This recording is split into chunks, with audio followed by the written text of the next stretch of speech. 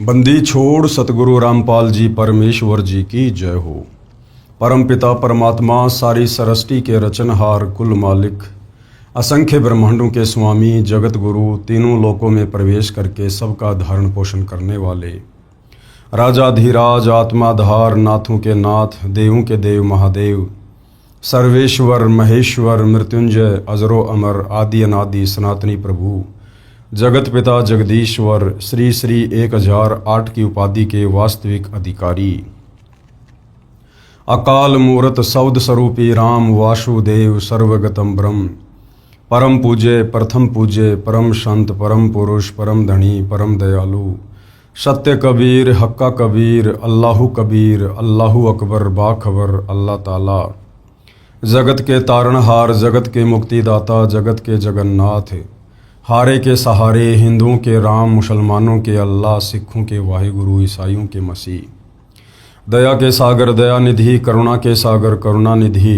स्वयंभू परिभू संकट मोचन कष्ट हरण मंगल कर्ण दुख भंजन अविगत कबीर निर्विकार निर्विषम परमात्मा अलय अलेख सतगुरु आदि अनादि सतगुरु असली मर्यादा पुरुषोत्तम असली राम असली कृष्ण असली घनश्याम असली मुरारी राजाओं के राजा महाराजाओं के महाराजा शहंशाहों के शहंशाह सम्राटों के सम्राट भगवानों के भगवान अल्लाहों के अल्लाह प्रभुओं के प्रभु मसीहाओं के मसीह सच्चे वाहिगुरु बाबाओं के बाबा पीरों के पीर सेठों के सेठ जगत सेठ सावड़सा सेठ सर्वगुण संपन्न अनंत कोटि कलाओं के स्वामी अनंत कोटि ब्रह्मांडों के नायक योगियों में महायोगी ध्यानियों में महाध्यानी सिद्धों में परम सिद्ध ज्ञानियों में तत्व ज्ञानी ब्रह्म ज्ञानी महाज्ञानी परम ज्ञानी सर्वश्रेष्ठ ज्ञानी विज्ञानी युवा कबीर समर्थ कबीर असमवात अमित ओजा सच्चे रहनुमा करीम अल्लाह सुबहान अल्लाह दुनिया के अंतिम पैगंबर 8 सितंबर 1951 से गांव धनाना जिला सोनीपत हरियाणा भारतवर्ष की पावन भूमि पे प्रकट रियल कल की भगवान श्री नारायण साकार हरि श्री बाबा साहिब नूर अनंत परमात्मा सच्चे दरवेश सच्चे बाखबर संत श्रोमणी सतगुरु रामपाल जी परमेश्वर जी के चरण कमल में आप और हम सभी भाई बहनों का अनंत कोटि दंडवत प्रणाम। सत्साई भाई और बहनों, बहुत बड़ी दया बहुत बड़ी मेहर पूज्य गुरुदेव भगवान की परमेश्वर रामपाल जी की, जिनके शुभ आशीर्वाद से विशेष आशीर्वाद से उन्हीं के सत्संगों के संग्रह के ऊपर बनी हुई पवित्र आध्यात्मिक पुस्तक कबीर बड़ा या कृष्ण के ऊपर वीडियो बनाने की श्रृंखला जारी है। इसी श्रृंखला में आज हमारा ये 17वें नंबर का वीडियो है और इस पवित्र पुस्तक कबीर बड़ा या कृष्ण के प्रत्येक वीडियो से हमें भक्ति और भगवान के विषय में, शास्त्र अनुकूल साधना के विषय में और अध्यात्म के विषय में बहुत ही गहरी और गूढ़ जानकारी प्राप्त हो रही है। इस पवित्र पुस्तक में आज का हमारा जो विषय है वो वही है जो पहले से चला हुआ आ रहा है, यानी मुकदमा जनता की अदालत में जारी है और मुकदमा इस बात को लेकर है कि हु इज सुप्रीम गॉड, सर्वशक्तिमान परमात्मा कौन है जिन्होंने सारे ब्रह्मांडों को रचा, सारी सृष्टि को रचा, जो तीनों लोकों में प्रवेश करके सबका धारण पोषण कर रहे हैं। कबीर बड़ा या कृष्ण, क्योंकि हिंदू समाज अध्यात्म की जानकारी ना होने के कारण विशेषकर श्री कृष्ण उर्फ विष्णु जी को ही पूर्ण परमात्मा मानता है। तो जनता की अदालत में मुकदमा इस बात को लेकर है कि कबीर बड़ा या कृष्ण, और जनता की अदालत में जज खुद जनता है, क्योंकि जनता वर्तमान में शिक्षित है, धर्मशास्त्रों को आंखों से देखकर निर्णय कर सकती है कि सही क्या है और गलत क्या है। श्री कृष्ण जी की तरफ से उनके जो वकील साहिबान हैं वो सर्व हिंदू धर्म गुरु हैं, आचार्य शंकराचार्य हैं। दूसरी तरफ कबीर जी की तरफ से जो वकील साहिबान हैं वे खुद कबीर जी अर्थात सतगुरु रामपाल जी हैं। और अभी तक जितने भी वीडियो बन चुके हैं इस मुकदमे पर आप जियों ने भली भांति देखा है कि कबीर जी के वकील सतगुरु रामपाल जी ने हिंदुओं के धर्म ग्रंथों को जनता की अदालत में दिखा कर 90% तो ये बिल्कुल क्लियर कर दिया है कि कबीर जी ही सर्वशक्तिमान पूर्ण ब्रह्म परमेश्वर हैं और श्री कृष्ण उर्फ विष्णु ये बहुत ही छोटी शक्ति है, बहुत ही छोटी पावर है।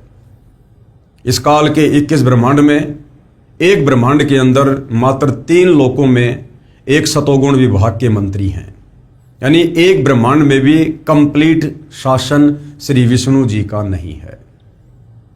और उसके बाद पवित्र गीता जी को दिखाकर, वेदों को दिखाकर, हमारे पुराणों को दिखाकर सतगुरु रामपाल जी ने जनता की अदालत में यह क्लियर कर दिया कि श्री कृष्ण उर्फ विष्णु ये नाशवान भगवान हैं, अविनाशी नहीं हैं। इनका जन्म होता है और इनकी मृत्यु होती है। श्री कृष्ण उर्फ विष्णु की माता का नाम दुर्गा है, इनके पिता का नाम काल ब्रह्म है और इनकी भक्ति करने से पूर्ण मोक्ष नहीं हो सकता है। और गीता अध्याय 7 श्लोक नंबर 12 से 15 में इनका पिता काल ब्रह्म अपने तीनों पुत्रों ब्रह्मा विष्णु महेश की भक्ति करने वालों को मूर्ख की संज्ञा दे रहा है, राक्षस की संज्ञा दे रहा है। तो इन सर्व प्रमाणों को देखकर जनता की अदालत में जनता धीरे धीरे सच्चाई से परिचित हो रही है और विचार कर रही है कि सदियों से हमारे इन नादान धर्मगुरुओं ने, आचार्य और शंकराचार्यों ने हमें भक्ति और भगवान की परिभाषा भी अच्छे से नहीं बताई। हमें शास्त्र अनुकूल साधना के बजाय शास्त्र विरुद्ध साधना ही करवाते रहे, जिस साधना को करने के चलते हमारे पूर्वज आज प्रेत योनियों में, भूत योनियों में भटक रहे हैं। और हमारे से इन धर्मगुरुओं के द्वारा उनके श्राद्ध निकलवाकर, पिंड भरवाकर, तेरहवीं करवाकर, कर्मकांड करवाकर हमें भी उन्हीं नीच योनियों में भेजने की तैयारी कर रहे थे। उसके बाद भाई और बहनों, जनता की अदालत में जनता सतगुरु रामपाल जी से अध्यात्म में रुचि लेते हुए तरह तरह के सवाल कर रही है, जिन सवालों के जवाब सदियों से खोज रहे थे परंतु कोई भी धर्मगुरु दे नहीं पा रहा था। अब सतगुरु रामपाल जी अदालत में उन्हीं धर्मशास्त्रों को दिखा दिखाकर जनता के सवालों का जवाब दे रहे हैं और जनता संतुष्ट हो रही है। आज का हमारा जो टॉपिक है वो है श्राद्ध और पिंड, जो कि शास्त्र विरुद्ध साधना है, जो भूत पूजा है। जो भूत पूजा हमारे हिंदू धर्मगुरु इन्हीं धर्मशास्त्रों का हवाला देकर हमसे करवाते रहे, जबकि पवित्र गीता जी में श्राद्ध निकालना, पिंड दान करना इन सब के लिए मना किया हुआ है, अध्याय 9 श्लोक नंबर 25। उसके बाद जनता को और अच्छे से समझाने के लिए कबीर जी के वकील सतगुरु रामपाल जी ने विष्णु पुराण से श्राद्ध के विषय में जनता को कुछ दिखाना चाहा है कि विष्णु पुराण के 3रे अंश में श्राद्ध निकालने को लेकर क्या कुछ कहा गया है। तो आज हम आगे बढ़ेंगे वीडियो नंबर 17 और जनता की अदालत में श्राद्ध को लेकर क्या कुछ सतगुरु रामपाल जी के द्वारा समझाया जा रहा है। श्री विष्णु पुराण के 3रे अंश के अध्याय 14 के श्लोक 10 से 14 में श्राद्ध के विषय में श्री सनत कुमार ने कहा है कि तृतीया कार्तिक शुक्ला नवमी भाद्रपद कृष्णा त्रयोदशी तथा माघ मास की अमावस्या, इन चारों तिथियां अनंत पुण्यदायिनी है। ये ब्रह्मा जी के जो पुत्र हैं सनत कुमार जी, ये उनके अपने विचार हैं, जबकि ये तिथियां श्राद्ध निकालने के लिए कोई भी पुण्य नहीं है। हमारे वेदों में, गीता जी में कोई जिक्र नहीं है, लेकिन जैसा ज्ञान ब्रह्मा जी के पुत्रों को अध्यात्म के विषय में था वैसा वे आगे प्रचार कर रहे हैं। आज सतगुरु रामपाल जी हमें समझाना ये चाहते हैं कि जिस प्रकार से हम वर्तमान में इन अज्ञानी तत्व ज्ञानहीन धर्मगुरुओं के कहने पर श्राद्ध निकाल रहे हैं, ये विधि भी श्राद्ध निकालने की कंप्लीट नहीं है। यदि आप सत भक्ति नहीं करना चाहते हैं, गधे कुत्ते सूअर ही बने रहना चाहते हैं, तो कम से कम गधे कुत्ते सूअर और भूत प्रेत बनने की विधि भी तो सही तरीके से करो। जो विधि आपको ब्रह्मा जी के पुत्र सनत कुमार जी के द्वारा बताई जा रही है कि कम से कम तुम्हारा समय तो बचेगा, तुम्हारी समस्या तो बचेंगी। तो क्या कुछ बताया जा रहा है। हालांकि हम सतगुरु रामपाल जी के भक्तों ने तत्व ज्ञान से परिचित होने के बाद ना ही तो किसी प्रकार का कोई श्राद्ध निकालना है, ना श्राद्ध निकालने में किसी का कोई सहयोग करना है। ये उन लोगों को समझाने के लिए बताया जा रहा है जो लोग बिल्कुल शास्त्र विधि को त्याग कर मनमाना आचरण अपने धर्म गुरुओं के कहने पर कर रहे हैं। चंद्रमा या सूर्य ग्रहण के समय 3 अष्टकाओं अर्थात उत्तरनारायण या दक्षिणायन के आरंभ में जो पुरुष एकाग्रचित से पितृगणों को तिल सहित जल विदान करता है वह मानो 1000 वर्ष तक के लिए श्राद्ध कर लेता है। यानी सनंत कुमार जी कह रहे हैं कि मैं जो तुम्हें विधि बताऊंगा श्राद्ध निकालने की, अगर तुम उस विधि से श्राद्ध निकालोगे अपने पूर्वजों के, तो तुम्हें हर साल श्राद्ध निकालने की जरूरत नहीं है। एक बार में तुम्हारे पितर 1000 साल के लिए संतुष्ट हो जाएंगे, वो तृप्त हो जाएंगे। ये परम रहस्य स्वयं पितृगण ही बताते हैं। लेख समाप्त। अब आगे देखिएगा, पेश है श्री विष्णु पुराण के 3रे अंश के अध्याय 14 के श्लोक 10 व 14 की फोटोकॉपी। जो पुरुष पितृगण और देवगुणों को तृप्त करना चाहते हों, अब कौन चाहेगा उनको तृप्त करना? जिसको भूत बनना होगा, जिसको पितृ बनना होगा, क्योंकि गीता अध्याय 9 श्लोक 25 यही कह रहा है कि भूत पूजने वाले भूत बनेंगे और पितृ पूजने वाले पितृ बनेंगे। तो श्राद्ध निकालना भूत पूजा है। तो जिसने भूत बनना हो, जिसने पितृ बनना हो, फिर नरक में भी जाना हो, वो इन श्राद्धों को निकाले। जो पुरुष पितृगण और देवगणों को तृप्त करना चाहते हों, उनके लिए धनिष्ठा, पूर्वा भाद्रप्रदा अथवा सतभिषान छत्र युक्त अमावस्या अति दुर्लभ है। हे पृथ्वीपते, जब अमावस्या इन 9 नक्षत्रों से युक्त होती है, उस समय किया हुआ श्राद्ध पितृगणों को अत्यंत तृप्तिदायक होता है। इसके अतिरिक्त पितृभगत इलापुत्र महात्मा पुरूरवा के अति विनित भाव से पूछने पर श्री सनंत कुमार जी ने जिनका वर्णन किया था, वे अन्य तिथियां भी सुनो। श्री सनंत कुमार जी बोले, वैशाख मास की शुक्ला तृतीया, कार्तिक शुक्ला नवमी, भाद्रपद कृष्णा त्रयोदशी तथा माघ मास की अमावस्या, इन 4 तिथियों को पुराणों में युगादा कहा है। ये चारों तिथियां अनंत पुण्यदायिनी हैं। ये कहाँ लिखा हुआ है? हमारे पुराणों में लिखा हुआ है। और भाई और बहनों, इन पुराणों का जो ज्ञान है वो इन ऋषियों का अपना ज्यादा अनुभव है। यानी वेदों और गीता वाला ज्ञान इन पुराणों में कम है और ज्यादातर ज्ञान वेदों और गीता के विरुद्ध उन ऋषियों ने जो भक्ति साधना की, उससे उनको जो अनुभव हुआ, उस अनुभव की पुस्तकें ये हमारे 18 पुराण हैं। तो इन पुराणों से हमने केवल उन्हीं बातों को ग्रहण करना है जो बातें इन पुराणों की वेद और गीता से मैच करती हैं, अन्यथा हमारे किसी काम की नहीं है। तो इस श्राद्ध निकालने की जो ये तिथियां हैं, जो विधि बताई जा रही है, ये ना तो चारों वेदों में है और ना पवित्र गीता जी में है। तो ये हमारी किसी काम की नहीं है। ये तो आपको बताया जा रहा है कि हमारे उन साधु संत महात्मा ऋषियों को, ब्रह्मा विष्णु महेश को अध्यात्म के विषय में कितना ज्ञान था। ये चारों तिथियां अनंत पुण्यदायिनी हैं। चंद्रमा या सूर्य के ग्रहण के समय 3 अष्टकाओं में अथवा उत्तरायण या दक्षिणायन के आरंभ में जो पुरुष एकाग्रचित से पितृगणों को तिल सहित जल भी दान करता है, वह मानो 1 सहस्त्र वर्ष के लिए श्राद्ध कर देता है। ये परम रहस्य स्वयं पितृगण ही कहते हैं। अब वो पितृगण तो कहेंगे बेचारे भूखे मर रहे, प्यासे मर रहे, कोई न कोई तो अटपट वो करेंगे। तो ये अटपट आप और हमने स्वीकार नहीं करनी है। हमने कोई श्राद्ध, कोई पिंडदान कुछ नहीं करना है। जो भक्ति हमें तत्वदर्शी संत सतगुरु रामपाल जी ने प्रदान कर दी है, उस भक्ति को मर्यादा में रहकर करते रहने से हमारी 7 पीढ़ियों पीछे के पितर अपने आप संतुष्ट हो जाएंगे। और ना केवल संतुष्ट, बल्कि उनका वो भूत योनि में जो पड़े हुए हैं वो शरीर भी छूटेगा और गुरुदेव भगवान उनको मनुष्य जन्म प्रदान करेंगे।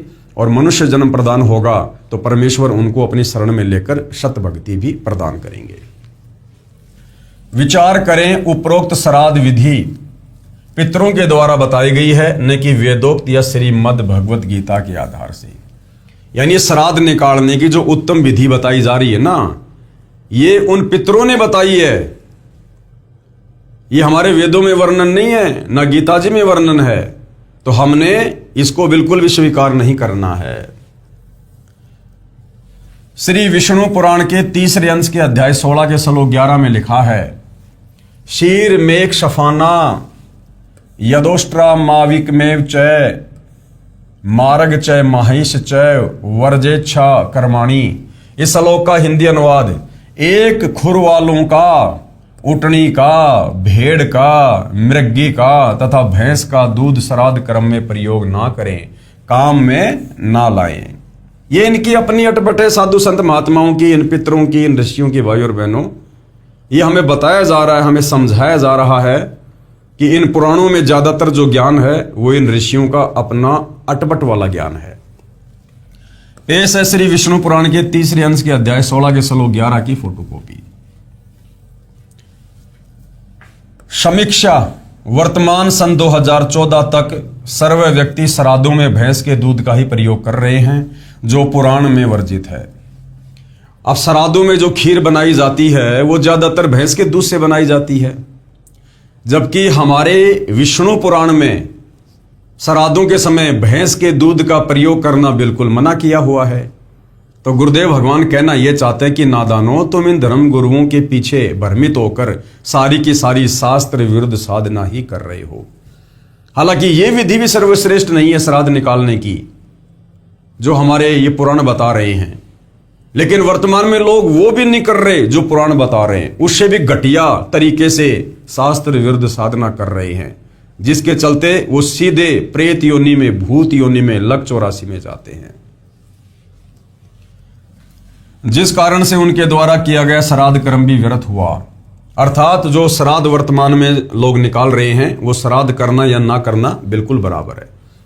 श्री विष्णु पुराण के तीसरे अंश के अध्याय 16 के श्लोक 1 से 3 में, मांस द्वारा श्राद्ध करने से पितृगण सदा तृप्त रहते हैं, लिखा है। अब बताओ भाई और बहनों, यदि हम इन पुराणों के अनुसार भक्ति करें तो हम तो सीधे सीधे लक 84 योनि में जाएंगे, नरक में गिरेंगे।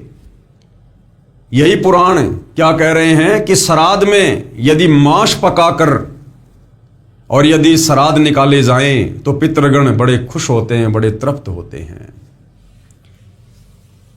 ये देखिएगा, ये संस्कृत लिखी हुई है, साफ साफ है। यहां पर हम इसके सीधे हिंदी अनुवाद में चलते हैं। देखिएगा, ये हिंदी अनुवाद है। गुरुदेव ने प्रत्येक शब्द का यहां पर हिंदी में अनुवाद किया हुआ है। हवि मत्स्य यानी मछली का मांस, शशंक यानी खरगोश का मांस, नकुल यानी सूकर यानी सुअर का मांस, छाग कस्तूरिया, मृग काला मृग, गवैया यानी नील गाय, वन गाय, और मेष यानी भेड़ का मांस के मांसों से, गव्वे यानी गौ के घी दूध से। अब भाई और बहनों देखना, यहां पर सीधा सीधा गाय लिखा हुआ है, गव्वे, उसका दूध नहीं लिखा हुआ। ये यहां पर दूध तो अपनी तरफ से लेखक ने लिख दिया कि भाई ये क्या माजरा हो गया। वो भी चक्कर में पड़ गया कि इन पुराणों में श्राद्ध के समय गाय का मांस बनाने की विधि लिखी हुई है, तो वो डर गया कि यदि मैंने सीधा सीधा लिख दिया कि गाय का मांस भी श्राद्ध में बना सकते हैं तो पूरा का पूरा समाज बिगड़ जाएगा। इसलिए उसने अपनी तरफ से अटपट कर दी और क्या लिख दिया यहां पर उसने कोष्टक में, गाय के घी दूध से, जबकि गाय के घी दूध से यहां संस्कृत में नहीं लिखा हुआ, सीधा सीधा यहां पर गाय लिखा हुआ है कि गाय के मांस से। पितृगण एक एक महीने अधिक तृप्त रहते हैं। अगर वो हमारे पितृ अगर गाय के मांस वाला श्राद्ध खाएंगे ना, यानी श्राद्ध में यदि गाय का मांस बनाया जाएगा तो हमारे पितृगण एक एक महीने ज्यादा तृप्त रहेंगे। और वारघीणस पक्षी के मांस से सदा तृप्त रहते हैं। श्राद्ध कर्म में गेंडे का मांस, काला साग और मधु अत्यंत प्रशस्त और अत्यंत तृप्तिदायक है। श्री विष्णु पुराण अध्याय 2 चतुर्थ अंश पृष्ठ 233 पर भी श्राद्ध क्रम में मांस प्रयोग करने का प्रमाण है। अब ये ज्ञान हमारे साधु संत महात्मा ऋषि दिया करते थे भाई और बहनों, और इस आधार से दुनिया भक्ति किया करती थी। अब बताओ, इस प्रकार भक्ति करने से हमारी आत्मा का कल्याण हो सकता है? कदापि नहीं।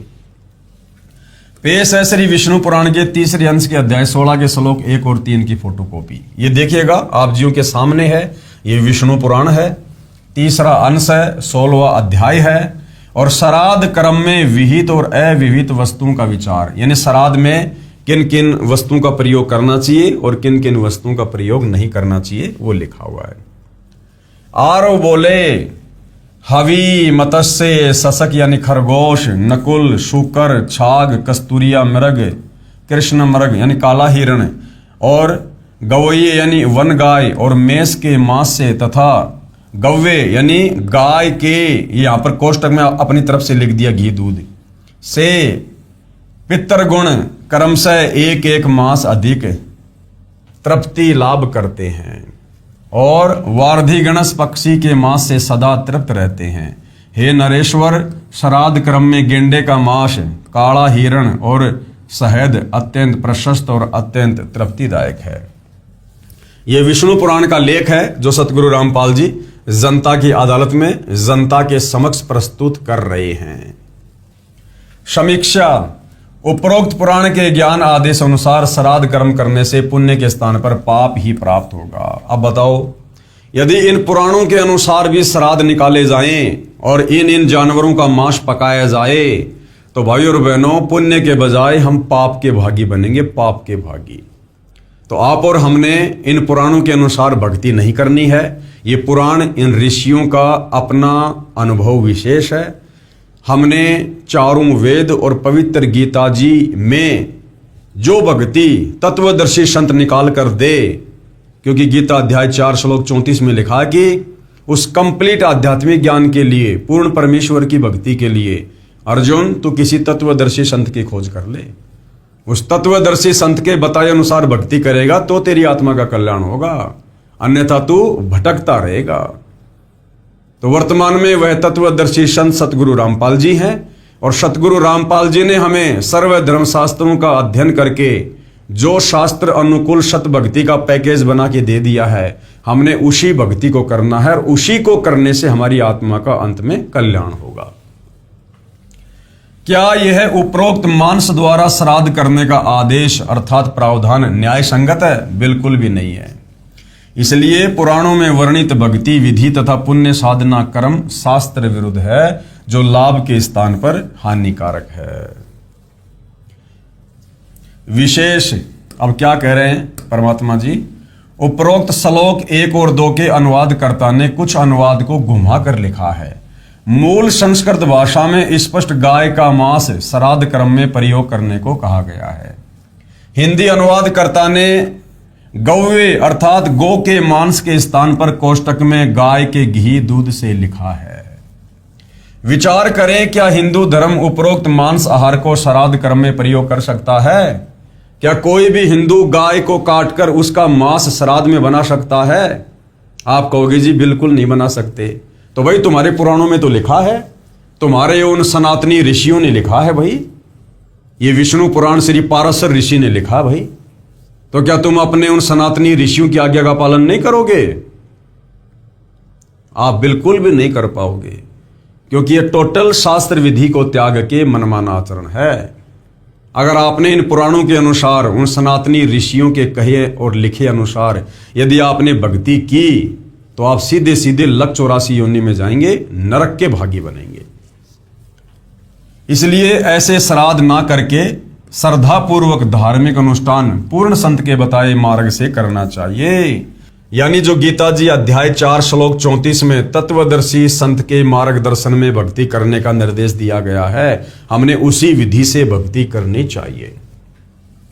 वह है नाम मंत्र का जाप और 5 यज्ञ और 3 समय की उपासना यानी आरती वाणी पाठ से, जो ये दास रामपाल दास बताता है, जिससे पितरों प्रेतों आदि का भी कल्याण होकर उपासक पूर्ण मोक्ष प्राप्त करेगा, तथा उसके पितर यानी पूर्वज जो भूत या पितर योनियों में कष्ट उठा रहे हैं, उनकी वह योनि छूटकर तुरंत मानव शरीर प्राप्त करके इस भक्ति को प्राप्त करेंगे, जिससे उनका भी पूर्ण मोक्ष हो जाएगा। तो यदि इस पृथ्वी पर वर्तमान में सर्वश्रेष्ठ श्राद्ध अपने पूर्वजों के कोई कर रहा है, तो सतगुरु रामपाल जी के भगत कर रहे हैं। जो विधि सतगुरु रामपाल जी ने हमें बता दी है शास्त्र अनुकूल साधना की, उस विधि में सारे कर्म आ जाते हैं, सारे कर्म कट जाते हैं। हमारी पिछली 7 पीढ़ियों तक के पूर्वजों का उद्धार हो जाएगा। और यदि हम वर्तमान में मर्यादा में रहकर भक्ति करेंगे तो परमात्मा कहते हैं तुम्हारी आने वाली 101 पीढ़ियों का भी उद्धार होगा। तो बताओ भाई और बहनों, ना हमने हलवा बनाना, ना पूरी बनानी, ना गाय का मांस बनाना, ना गेंडे का मांस करना, कुछ नहीं करना। जो विधि सतगुरु रामपाल जी ने शास्त्र अनुकूल विधि से बता दी है, बस मर्यादा में रह के वो भक्ति करनी है। 3 समय की आरती करनी है, 5 यज्ञ करने हैं, जो मंत्र सतगुरु रामपाल जी देते हैं उन मंत्रों का मर्यादा में रह के जाप करना है। इससे हमारा भी कल्याण और हमारी आने वाली पीढ़ियों का भी उद्धार। मार्कंडे पुराण गीता परिस गोरखपुर से प्रकाशित में अध्याय श्राद्ध कर्म का वर्णन पेज नंबर 100 पर लिखा है। जो परपिता माँ के ऊपर के 3 पीढ़ियों जो नरक में निवास करती हैं, जो पशु पक्षी की योनि में पड़े हैं तथा जो भूत प्रेत आदि के रूप में स्थित हैं, उन सबको विधि पूर्वक श्राद्ध कर्म करने वाला यजमान तृप्त करता है। पृथ्वी पर जो अन्न बिखेरते हैं श्राद्ध कर्म करते समय, उससे पिशाच योनि में पड़े पितरों की तृप्ति होती है। स्नान के वस्त्र से जो जल पृथ्वी पर टपकता है, उसे वृक्ष योनि में पड़े हुए पितर तृप्त होते हैं। नहाने पर अपने शरीर से जो जल के कण पृथ्वी पर गिरते हैं, उनसे उन पितरों की तृप्ति होती है जो देव भाव को प्राप्त हुए हैं। पिंडों के उठाने पर जो अन्न के कण पृथ्वी पर गिरते हैं, उनसे पशु पक्षी की योनि में पड़े हुए पितरों की तृप्ति होती है। अन्य योपार्जित धन से जो श्राद्ध किया जाता है, उससे चांडाल आदि योनियों में पड़े हुए पितरों की तृप्ति होती है। यानी मार्कंडे पुराण में अपने हिसाब से बताया जा रहा है। पेश है मार्कंडे पुराण के अध्याय श्राद्ध कर्म के वर्णन की संबंधित प्रकरण की फोटोकॉपी। यह संक्षिप्त मार्कंडे पुराण है। इनसे ऊपर के सभी पितर पूर्वज कहलाते हैं। इनमें से जो नरक में निवास करते हैं, जो पशु पक्षी की योनि में पड़े हैं तथा जो भूत प्रेत आदि के रूप में स्थित हैं, उन सबको विधि पूर्वक श्राद्ध करने वाला यजमान तृप्त करता है।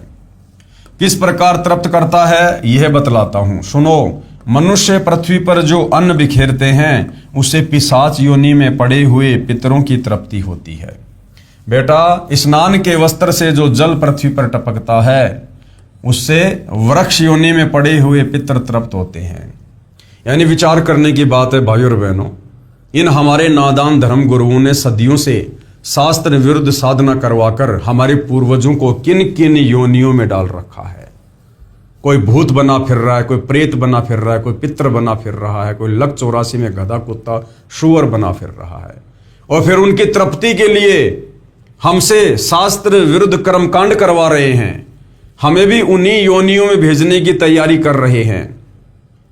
अरे भैया, यदि तुम्हारे द्वारा बताई गई विधि कर्म कांड शास्त्र अनुकूल होते तो हमारे पूर्वज इन योनियों में क्यों कष्ट भोग रहे होते? फिर वर्तमान में तुम्हारे द्वारा जो समाधान बताया जा रहा है, उस समाधान से भला कैसे तो हमारा उद्धार होगा और कैसे उनका उद्धार होगा। जब इस पृथ्वी पर हमारे पूर्वज विद्वान थे और तुम्हारे द्वारा बताएगी शास्त्र विरुद्ध साधना के चलते उनकी ये दुर्गति हुई है, तो आज वो समाधान में तो तुम ही बता रहे हो। फिर आज तुम्हारा ये बताया गया समाधान कैसे उनकी उन योनियों से, पीड़ाओं से मुक्ति देगा? तो टोटल हमारे को शास्त्र विरुद्ध साधना पर ही लगाया हुआ है। नहाने पर अपने शरीर से जो जल के कण इस पृथ्वी पर गिरते हैं, उनसे उन पितरों की तृप्ति होती है जो देव भाव को प्राप्त हुए हैं। पिंडों के उठाने पर जो अन्न के कण पृथ्वी पर गिरते हैं, उनसे पशु पक्षी की योनि में पड़े हुए पितरों की तृप्ति होती है। कुल में जो बालक श्राद्ध कर्म के योग्य होकर भी संस्कार से वंचित रह गए अथवा जलकर मरे हैं, वे बिखरे हुए अन्न और समार्जन के जल को ग्रहण करते हैं।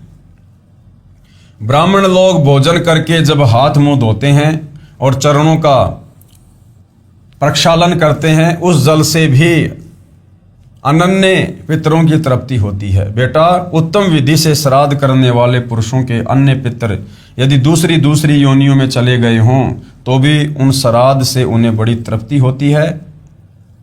अन्यायोपार्जित धन से जो श्राद्ध किया जाता है, उससे चांडाल आदि योनियों में पड़े हुए पितर तृप्त होते हैं। विचार करें, उपरोक्त योनियों में जो अपने पूर्वज पड़े हैं उनका मूल कारण है कि उन्होंने शास्त्र विधि अनुसार भक्ति नहीं की। पवित्र गीता जी व पवित्र वेदों में वर्णित विधि अनुसार साधना करते तो उपरोक्त महाकष्टदायक योनियों में नहीं पड़ते। मुझदास यानी सतगुरु रामपाल जी की सर्व मानव समाज से करबद्ध प्रार्थना है कि अब तो जागो, पीछे जो गलती हो चुकी है उसकी आवर्ती ना हो, यानी उसको मत दोहराओ। जो गलती इन नादान धर्मगुरुओं के कहने पर शास्त्र विरुद्ध साधना करते करते हमारे पूर्वज करके चले गए और आज इन महाकष्टदायिनी योनियों में कष्ट भोग रहे हैं। कम से कम वर्तमान के पढ़े लिखे हिंदू हम वर्तमान में तो उस गलती को ना दोहराएं। जो साधना ये दास रामपाल दास बताता है उससे आपके पूर्वज 7 पीढ़ी तक के किसी भी योनि में, चाहे वो पितर बने हैं, भूत बने या पिशाच, पशु पक्षी वृक्ष आदि में पड़े हों, उन सब की वर्तमान योनि छूटकर तुरंत मानव जन्म मिलेगा। फिर वे वर्तमान में मुझदास रामपाल दास द्वारा भक्ति साधना प्राप्त करके यदि मर्यादा में रहकर आजीवन ये भक्ति करते रहेंगे तो पूर्ण मोक्ष प्राप्त करेंगे। यही प्रमाण कबीर परमेश्वर जी द्वारा दिए तत्व ज्ञान को संत गरीबदास जी बता रहे हैं। और क्या कह रहे हैं? अग्नि लगा दिया जद लंबा, अग्नि लगा दिया जद लंबा, फूक दिया उस ठाहिर संतो यशोदा फिर नाही। पुराण उठा फिर पंडित आए, पुराण उठा फिर पंडित आए, पीछे गरुड़ पढ़ाई रे संतो यशोदा फिर नाही।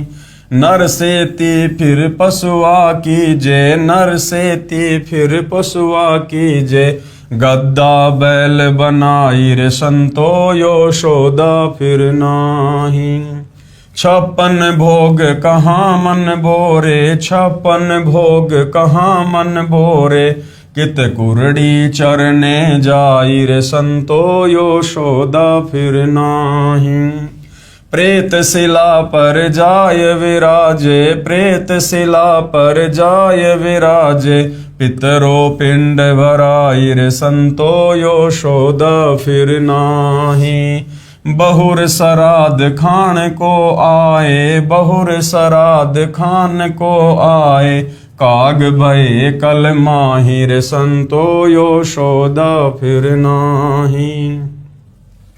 जय सतगुरु की संगत करते, जय सतगुरु की संगत करते, सकल कर्म कट जाई रे संतो यशोदा फिर नाही। अमरपुरी पर आसन होते, अमरपुरी पर आसन होते, जहाँ धूप ना छाई रे संतो यशोदा फिर नाही। यशोदा फिर नाही रे संतो यशोदा फिर नाही। जो भक्ति करने का सौदा, मौका, अवसर हमें आज प्राप्त है, क्योंकि आज स्वयं सारी सृष्टि के मालिक कबीर देव तत्वदर्शी संत रूप में सतगुरु रामपाल जी के नाम से धरती पर प्रकट हैं, शास्त्र अनुकूल सत साधना लेकर। तो आज इस साधना को करने के चलते हमारा मोक्ष संभव है। तो जो मौका, जो अवसर हमें आज प्राप्त है इस मनुष्य शरीर में धरती पर, ये बार बार नहीं मिलता है। उपरोक्त वाणी 5वें वेद सूक्ष्म वेद अर्थात शवसम वेद की है। सूक्ष्म वेद क्या है? जो अध्यात्म का कंप्लीट ज्ञान चारों वेदों में नहीं है, वो है 5वां वेद सूक्ष्म वेद। यानी 650 साल पहले कबीर परमेश्वर जी ने आदरणीय धर्मदास जी के द्वारा जो अपनी कबीर वाणियां लिखवाई थी, जिसको कबीर सागर का नाम दिया गया है, वो कबीर सागर 5वां वेद है, सूक्ष्म वेद है। लेकिन आगे चलकर काल प्रेरणा से, काल के द्वारा भेजे गए दूतों ने, विशेषकर नकली कबीर पंथियों ने उन वाणियों में भी मिलावट कर दी, जिसकी क्षतिपूर्ति हेतु सतगुरु रामपाल जी ने आज से लगभग 350 साल पहले आदरणीय गरीबदास जी के माध्यम से फिर से 5वां सूक्ष्म वेद लिखवाया।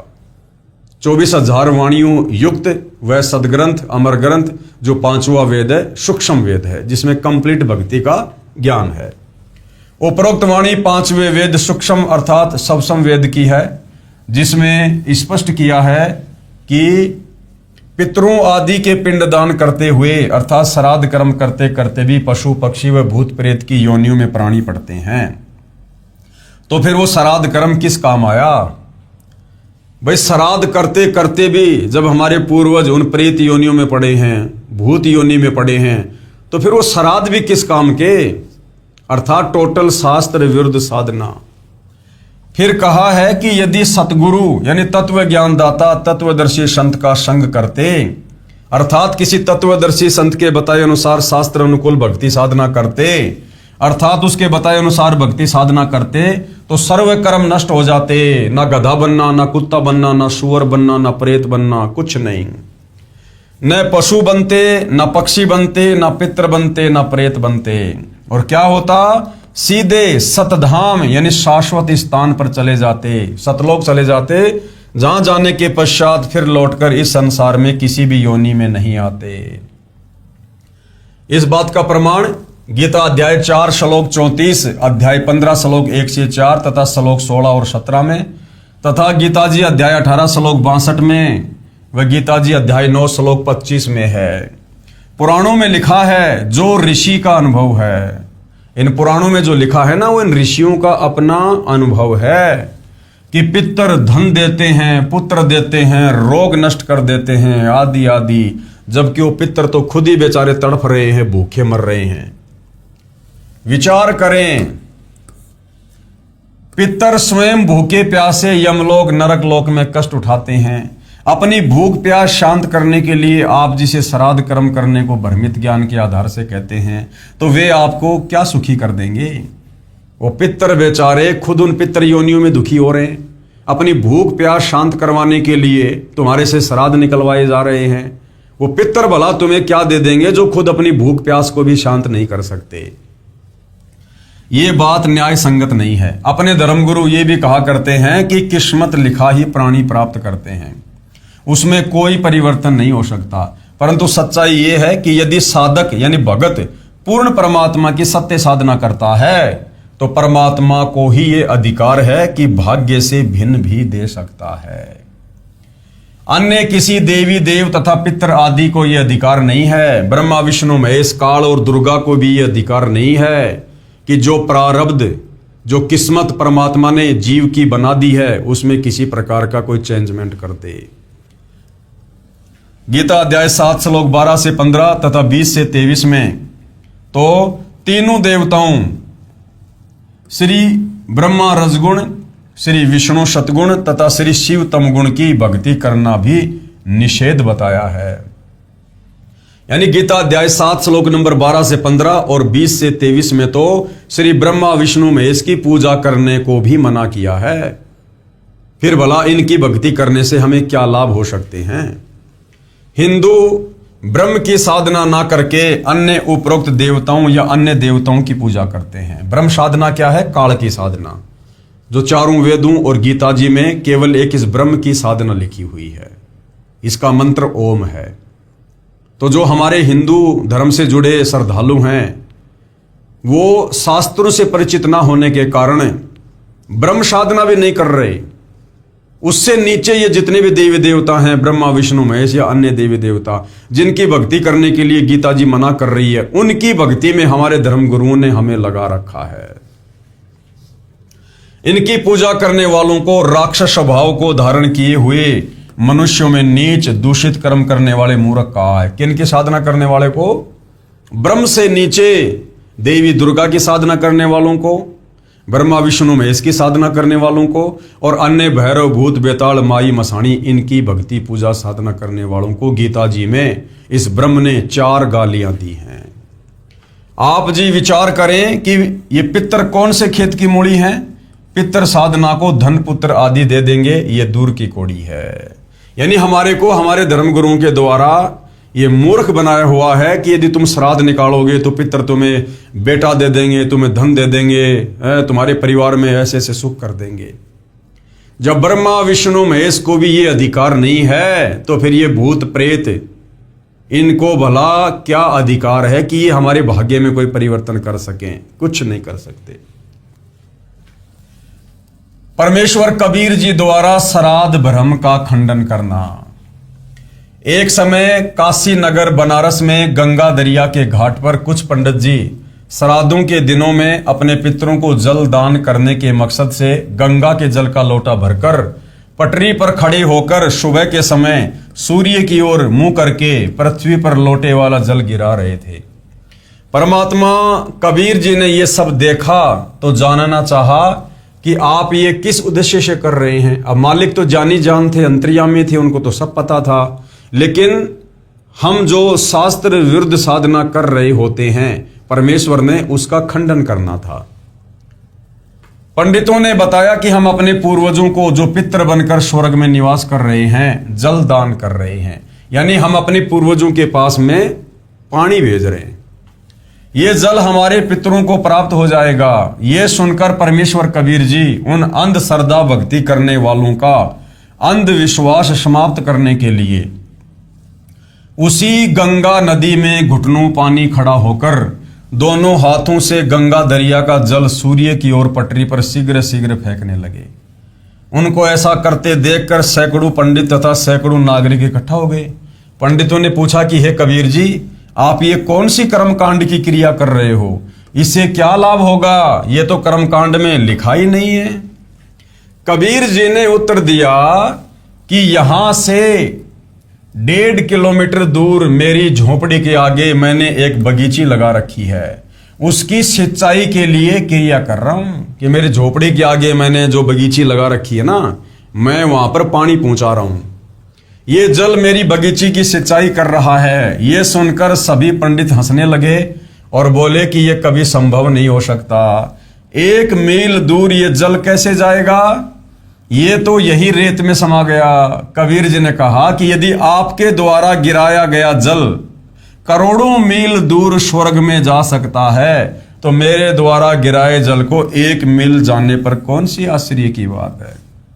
ये बात सुनकर पंडित जी समझ गए कि हमारी क्रियाएं व्यर्थ हैं। कबीर जी ने 1 घंटा बाहर पटरी पर खड़े होकर कर्मकांड यानी श्राद्ध व अन्य क्रियाओं पर सटीक तर्क किया। कहा कि आप एक ओर तो कह रहे हो कि आपके पितर स्वर्ग में हैं, दूसरी ओर ये कह रहे हो कि उनको पीने का पानी नहीं मिल रहा, वे वहां प्यासे हैं, उनको सूर्य को अर्घ देकर जल पार्सल करते हो। यदि स्वर्ग में पीने के पानी का भी अभाव है तो उसे स्वर्ग नहीं कह सकते, वह तो रेगिस्तान होगा। वास्तव में वे पितरगण यमराज के अधीन यमलोक रूपी कारागार में अपराधी बनाकर डाले जाते हैं। वहां पर जो निर्धारित आहार है वह सबको दिया जाता है। जब पृथ्वी पर बनी कारागार में कोई भी कैदी खाने बिना नहीं रहता, सबको खाना पानी मिलता है, तो यमलोक वाली जेल में जो निरंजन काल राजा ने बनाई है उसमें भी भोजन पानी का अभाव नहीं है। कुछ पितरगण पृथ्वी पर विचरण करने के लिए यमराज से आज्ञा लेकर पृथ्वी पर पैरोल पर आते हैं। वे जीभ के चटोरे होते हैं, उनको कारागार वाला सामान्य भोजन अच्छा नहीं लगता। वे भी मानव जीवन में इसी भ्रम में अंध भक्ति किया करते थे कि श्राद्धों में 1 दिन के श्राद्ध कर्म से पितृगण 1 वर्ष के लिए तृप्त हो जाते हैं। उसी आधार से रुचि ऋषि के चारों पूर्वज पितरों ने पैरोल पर आकर काल प्रेरणा से रुचि ऋषि को भ्रमित करके वेद अनुसार शास्त्र साधना छुड़वाकर विवाह कराकर श्राद्ध आदि शास्त्र विरुद्ध कर्म कांड के लिए प्रेरित किया। उस भले ब्राह्मण को भी यानी रुचि ऋषि को भी अंत में पितर बनाकर छोड़ दिया।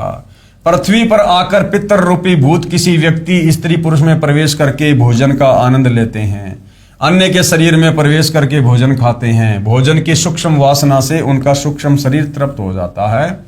जिस प्रकार राधा स्वामी पंथ के जो प्रवर्तक थे श्री शिवदयाल जी, शास्त्र विरुद्ध साधना करने के चलते अंत में वो भूत बने, प्रेत बने और मरने के बाद अपने शिष्या उस बुक्की के अंदर आकर उसके शरीर में प्रवेश करके चूरमा खाया करते थे और पलंग पर बैठकर हुक्का पिया करते थे।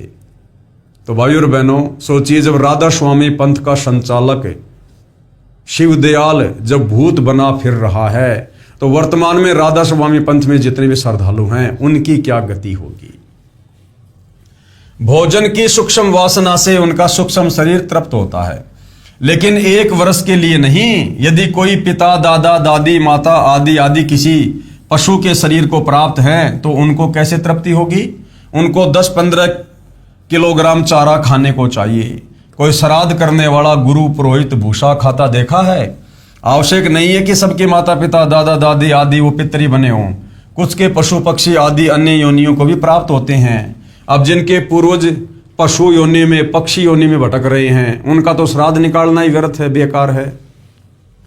परंतु श्राद्ध सबके करवाए जाते हैं। इसे कहते हैं शास्त्र विधि त्याग कर मनमाना आचरण, यानी शास्त्र विरुद्ध भक्ति। अब सिख धर्म के प्रवर्तक श्री नानक जी द्वारा श्राद्ध भ्रम का खंडन। अन्य उदाहरण, सिख धर्म के प्रवर्तक श्री नानक देव साहिब जी की जीवनी में एक घटना ऐसी है जिसका वर्णन करता हूं। अब भाई और बहनों, ये जो आदरणीय नानक जी थे, ये आप और हमारी तरह एक आत्मा थी, एक जीव थे, और ये भी शास्त्र विरुद्ध साधना ही किया करते थे। एक ब्रजलाल नाम का पांडा था जो उनको संस्कृत और अन्य भाषा सिखाया करता था, और ब्रजलाल पांडे के कहे अनुसार नानक जी शास्त्र विरुद्ध साधना किया करते थे। श्री विष्णु जी की पूजा करते थे, जो गीता अध्याय 7 श्लोक नंबर 12 से 15 में मना है। लेकिन पूर्व जन्म की कबीर परमेश्वर की अच्छी आत्मा थी, और ऐसी आत्माओं को परमात्मा अपने विधान अनुसार समय समय पर मिलते हैं। बेई नदी पर जब नानक जी सुबह सुबह नहाने के लिए गए हुए थे, तो वहां पर कबीर परमात्मा जो उस समय काशी बनारस में आए हुए थे, लीला कर रहे थे जुलाहे रूप में। तो कबीर परमेश्वर बेई नदी पर जिंदा महात्मा के रूप में आदरणीय नानक जी को मिले। नानक जी को काफी कुछ ज्ञान समझाना चाहा। अंत में नानक जी ने अपनी कुछ शर्त उनके सामने रखी। परमेश्वर ने वो शर्त स्वीकार की। शर्त पूरी होने पर नानक जी ने हाथ खड़े कर दिए, और नानक जी की आत्मा को शरीर से निकालकर कबीर परमात्मा सतलोक ले गए, सचखंड। उनको सब कुछ दिखाया, सब कुछ उनको बताया, और वापस लाते समय आदरणीय नानक जी की आत्मा को कबीर परमात्मा ने मिनी सतलोक में बैठा दिया। और उसके बाद नानक जी का रूप बनाकर आगे जो भी लीलाएं हुई हैं वो कबीर परमात्मा जी के द्वारा ही की हुई हैं। तो कबीर परमेश्वर ने इस प्रकार भिन्न भिन्न रूप धारण करके और शास्त्र विरुद्ध साधना का खंडन किया है।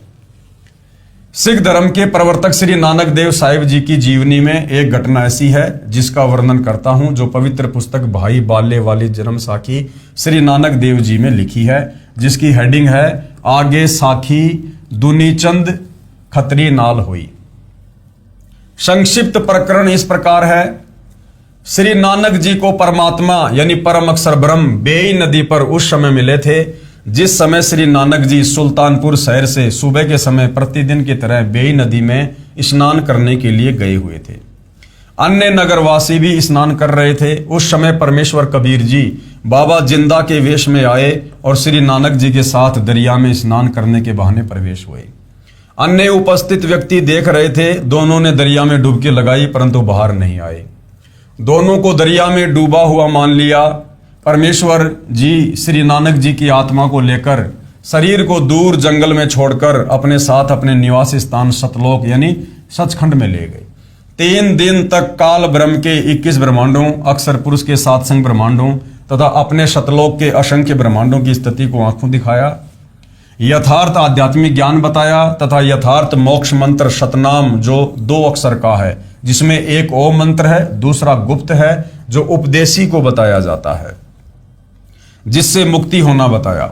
फिर एक नाम सारनाम का विशेष योगदान मानव के मोक्ष की साधना में है, उससे परिचित कराया तथा सतनाम और सारनाम को कलयुग के 5505 वर्ष बीत जाने तक गुप्त रखने की आज्ञा दी।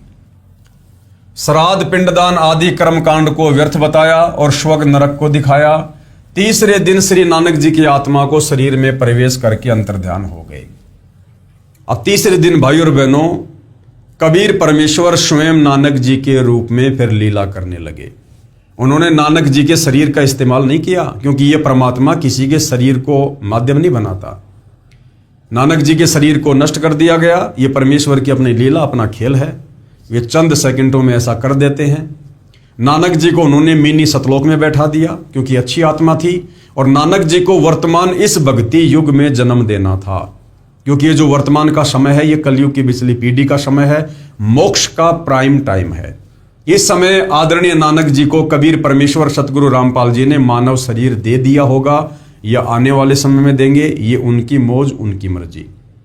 लेकिन आज से लगभग 600 साल पहले जब नानक जी को परमात्मा सतलोक लेकर गए थे तो वापस लाते समय उनकी आत्मा को मिनी सतलोक में बैठा दिया था और नानक जी के रूप में सारी की सारी लीला कबीर परमेश्वर जी ने खुद ही की थी।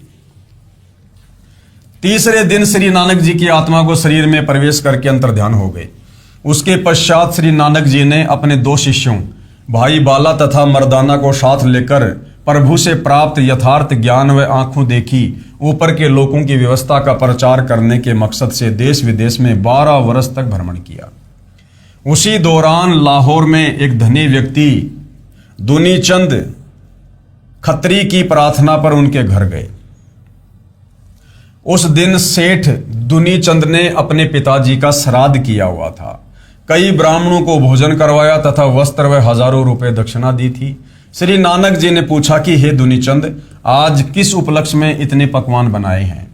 दुनीचंद ने बताया कि महाराज जी, आज मेरे पिताजी का श्राद्ध किया है। श्री नानक जी ने पूछा कि आपके पिताजी कहाँ हैं? उत्तर दुनीचंद का कि वे स्वर्गवासी हो चुके हैं। श्राद्ध करने से उनको 1 वर्ष तक स्वर्ग में भूख नहीं लगती। ये बात सुनकर श्री नानक जी ने कहा कि हे दुनीचंद, आपको आपके अज्ञानी गुरुओं ने भ्रमित कर रखा है। आपका पिताजी तो बाघ यानी शेर के शरीर को प्राप्त होकर उस जंगल में एक पेड़ के नीचे भूख से व्याकुल बैठा है। यदि मेरी बात पर विश्वास नहीं है तो जांच कर सकते हैं। तू एक व्यक्ति का भोजन तैयार कर, उस जंगल में जा। तेरी दृष्टि पड़ते ही मेरे आशीर्वाद से उस बाघ यानी सिंह को मनुष्य बुद्धि आ जाएगी, उसको अपना पूर्व जन्म भी याद आ जाएगा। दुनीचंद जी को श्री नानक जी पर पूर्ण विश्वास था कि इन्होंने जो बोल दिया वो सिद्ध है। इस महात्मा में लोग बड़ी शक्ति बताते हैं।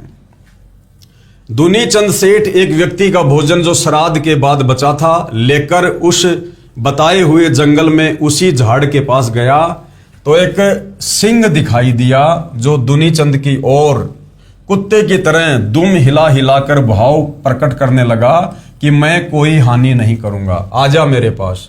दुनीचंद सेठ ने भोजन बाघ के सामने थाली में रख दिया। सारा भोजन बाघ खा गया।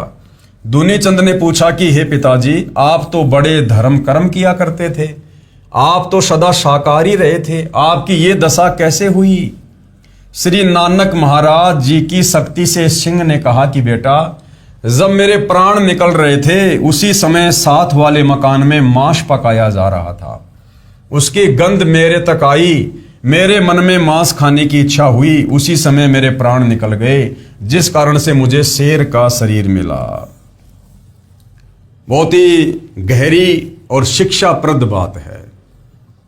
दुनीचंद का पिता बहुत ही ज्यादा धार्मिक व्यक्ति था और बिल्कुल शाकाहारी था, मांस को कभी जिंदगी में छुआ भी नहीं। उसके बावजूद भी वो शेर की योनि में गया। और जब दुनीचंद ने अपने पिताजी से पूछा कि पिताजी, आप तो सदा शाकाहारी रहे थे, फिर आपकी ऐसी दुर्गति क्यों हुई, बाघ की योनि क्यों मिली?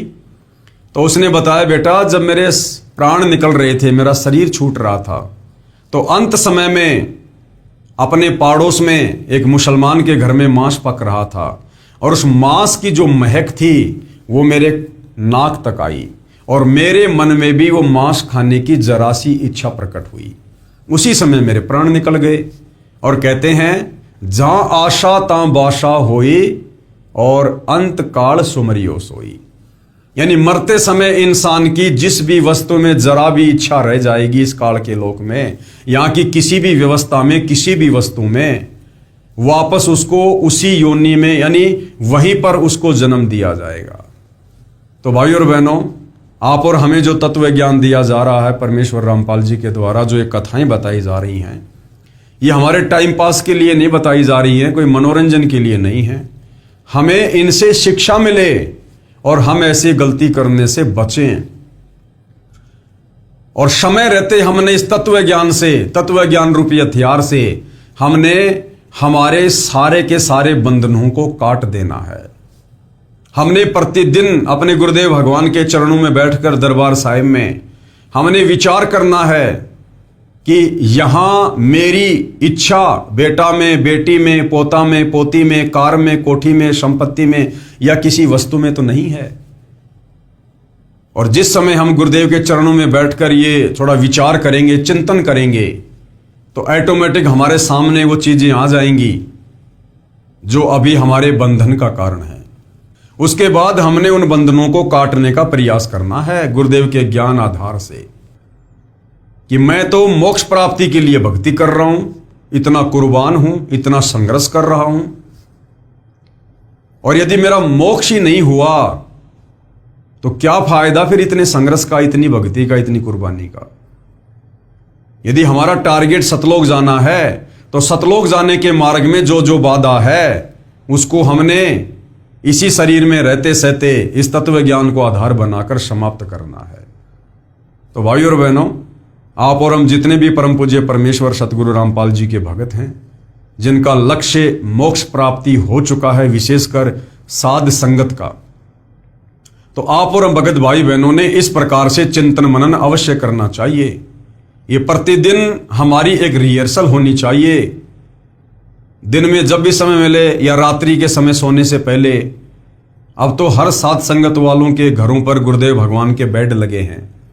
अलग से गुरुदेव भगवान को एक कमरा दिया हुआ है जहां बैठकर हम थोड़ी देर चिंतन मनन कर सकते हैं, गुरुदेव की चरण सेवा कर सकते हैं, मनन कर सकते हैं, विचार कर सकते हैं, शांति से बैठकर सुमरण कर सकते हैं। उस दरबार साहिब में बैठकर हमने प्रतिदिन ये विचार करना चाहिए कि क्या कोई काल का ऐसा जाल अभी मेरे ऊपर बिछा हुआ तो नहीं है, और विचार करके फिर हमने तत्व ज्ञान को आधार बनाकर, यानी गुरुदेव के ज्ञान को आधार बनाकर हमने उसको काटने का प्रयास करना चाहिए। अन्यथा शरीर छूटते समय यदि जरा भी आशा हमारी दुनी चंद के पिताजी की तरह अगर किसी भी चीज में रह गई, किसी भी वस्तु में रह गई, हमें परमेश्वर जी के विधान अनुसार हमें वापस यहीं पर जन्म लेना पड़ेगा, यानी हमारा पूर्ण मोक्ष नहीं हो पाएगा। तो क्या कहा सेठ दुनीचंद के पिताजी ने कि जब मेरे प्राण निकल रहे थे उसी समय साथ वाले मकान में मांस पकाया जा रहा था। उसकी गंध मेरे तक आई और मेरे मन में मांस खाने की इच्छा हुई। उसी समय मेरे प्राण निकल गए, जिस कारण से मुझे शेर का शरीर मिला। बेटा दुनीचंद, आप किसी पूर्ण संत से दीक्षा लेकर अपने जीव का कल्याण करा लेना। मानव जीवन बड़ी कठिनता से मिलता है। ये कहकर शेर जंगल की ओर गहरा चला गया। दुनीचंद ने उन अज्ञानी धर्मगुरुओं को धिक्कारा कि सबको भ्रमित कर रहे हैं। अब विश्वास हुआ कि श्राद्ध करने से कोई लाभ मरे हुए व्यक्ति को नहीं मिलता। घर आकर श्री नानक जी के चरणों में गिरकर अपने कल्याण के लिए यथार्थ भक्ति का ज्ञान तथा मंत्र लेकर आजीवन सुमरण किया तथा सर्व अंधविश्वास वाली साधना त्याग दी जो शास्त्रों के विरुद्ध कर रहा था, और मानव जीवन को सफल किया। अब भाइयों और बहनों, ये जो श्राद्ध है, जो शास्त्र विरुद्ध साधना है, इसको लेकर सभी संतों ने अपने अपने मत प्रकट किए हैं, और आप और हमें सतगुरु रामपाल जी के द्वारा उन संतों के मतों से परिचित करवाना उनका मकसद ये है कि हम निकट भविष्य में इस प्रकार की गलती तत्वदर्शी संत से उपदेश लेने के बाद बिल्कुल भी ना करें। और जो लोग अभी तत्वदर्शी संत की शरण में नहीं हैं, वो इन कथाओं को सुनकर और इनके परिणामों से परिचित होकर तुरंत तत्वदर्शी संत की शरण ग्रहण करें और अपनी आत्मा का कल्याण करवाएं, जैसा सेठ दुनीचंद ने उस समय के तत्वदर्शी संत नानक जी से उपदेश लेकर अपनी आत्मा का कल्याण करवाया। तो अब आगे संत गरीबदास जी द्वारा श्राद्ध भ्रम का खंडन किस प्रकार किया गया है। संत गरीबदास जी महाराज गांव छुडानी, जिला झज्जर, प्रांत हरियाणा को श्री नानक जी की तरह 10 वर्ष की उम्र में सन 1727 विक्रमी संवत 1784 में नला नाम के खेत यानी जंगल में जिंदा बाबा के वेश में परम अक्षर ब्रह्म मिले, यानी वही कबीर भगवान मिले।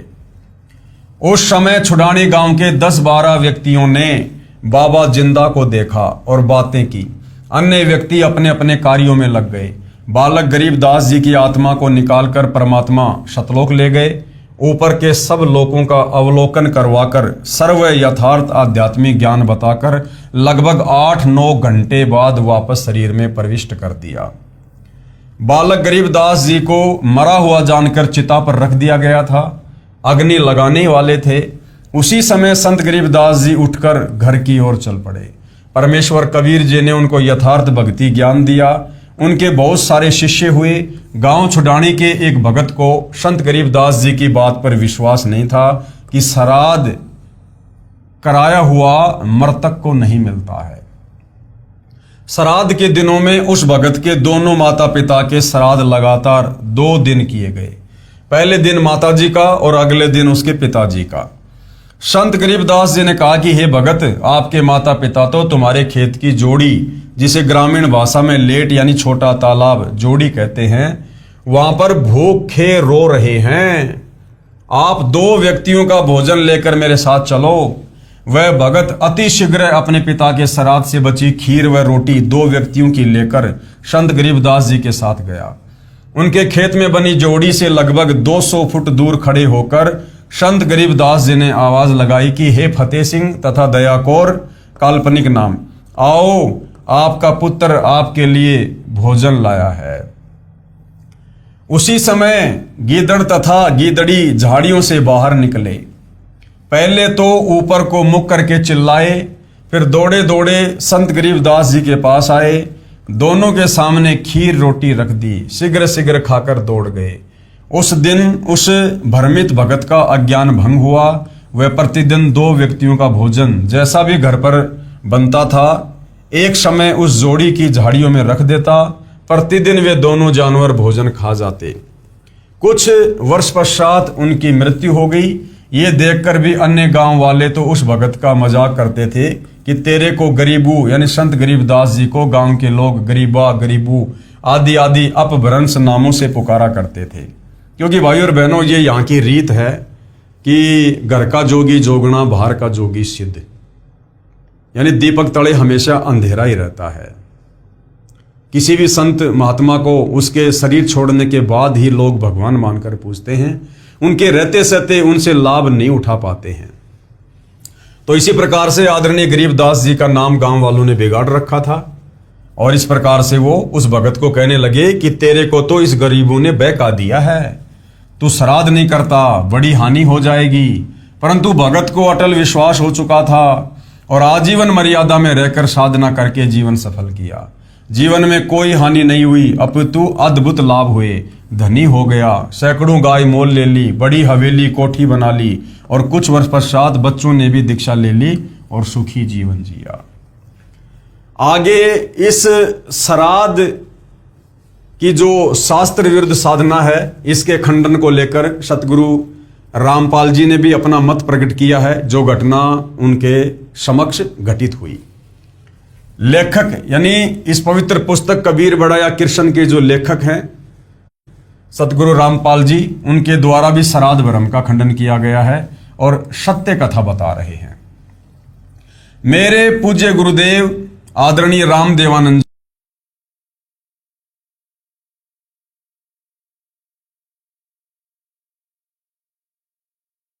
जी, गांव बड़ा पैतावास, तहसील चरखी दादरी, जिला भिवानी, प्रांत हरियाणा के निवासी थे, जो लगभग 16 वर्ष की उम्र में पूर्ण परमात्मा की प्राप्ति के लिए अचानक घर त्याग कर निकल गए। प्रतिदिन पहनने वाले वस्त्रों को अपने ही खेतों के निकट घने जंगल में किसी मरे हुए पशु की अस्थियों के पास डाल गए। शाम को घर ना पहुंचने के कारण घर वालों ने जंगल में तलाश की। रात्रि का समय था। कपड़े पहचान कर दुखी मन से पशु की अस्थियों को बच्चे की अस्थियां जानकर उठा लाए तथा ये सोचा कि बच्चा जंगल में चला गया था, किसी हिंसक जानवर ने खा लिया। अंतिम संस्कार कर दिया। सारी क्रियाएं की, 13वीं बरसोदी आदि की तथा श्राद्ध भी निकालते रहे। लगभग 104 वर्ष की आयु प्राप्त होने के उपरांत आदरणीय रामदेवानंद जी अचानक अपने गांव बड़ा पैतावास, जिला भिवानी, तहसील चरखी दादरी, हरियाणा में पहुंच गए। स्वामी जी का बचपन का नाम श्री हरिद्वारी जी था तथा पवित्र ब्राह्मण कुल में जन्म था। मुझदास को पता चला, यानी सतगुरु रामपाल जी कह रहे, जब मुझे इस बात का पता चला तो मैं भी उनके दर्शनों के लिए पहुंच गया। स्वामी जी की भाभी जी जो लगभग 92 वर्ष की आयु की थी, मैंने उस बुढ़िया से पूछा कि हमारे गुरुजी के घर त्याग जाने के उपरांत क्या महसूस किया। उस बुढ़िया ने बताया कि मेरा विवाह हुआ तब मुझे बताया गया कि इनका एक भाई हरद्वारी था जो किसी हिंसक जानवर ने जंगल में खा लिया था, उसके श्राद्ध निकाले जा रहे हैं। मुझे भी इनके श्राद्ध निकालने को कहा गया। बुढ़िया ने बताया कि 70 श्राद्ध तो मैं अपने हाथों से निकाल चुकी हूं।